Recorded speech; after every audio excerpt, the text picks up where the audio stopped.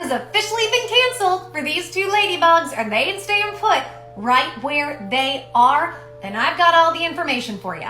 Guys, make sure and click the plus sign so I can keep you up to date on this story. Sound off in the comments. I want you to tell me what we think about this, but in a surprise move, about an hour before they were supposed to have another hearing, it got canceled. Now, here's what we know. They were supposed to go in because they were going to figure out about bail and setting some things for the upcoming trial. And what's interesting is she was up for release. They had recommended her. However, about an hour before, they said nope, and now it's been rescheduled. I want you to take a look at the info, and then we're going to discuss what this means. Check this out. Here we go. It says court hearing for Ruby Franke, Jodi Hildebrandt postponed due to copious amounts of info.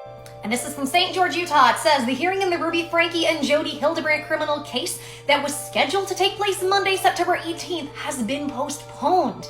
And it says officials of Utah state courts cited additional time needed to review copious amounts of discovery as the reason for the delay. It says the court date initially scheduled for 11 a.m. today was postponed after attorneys filed stipulated motion to continue the review hearing after October 5th. It was previously confirmed that Judge John Walton of the 5th Court District in St. George would discuss whether the two women would be allowed on bail in that hearing. Franke and Hildebrandt were arrested August 31st on what we know, the whole situation. Okay, so a few things. First of all, like I had said, she was up for possible bail. They had recommended her, they had done an evaluation, and then they recommended she could be released. This one hadn't had any recommendation, and this one, as we know, was I think they're both trying to get out on bail, but we know this one and her attorney were gunning for it. So we don't yet have the details, we don't know everything, so stay tuned, I'm gonna get you that, but I have a few questions.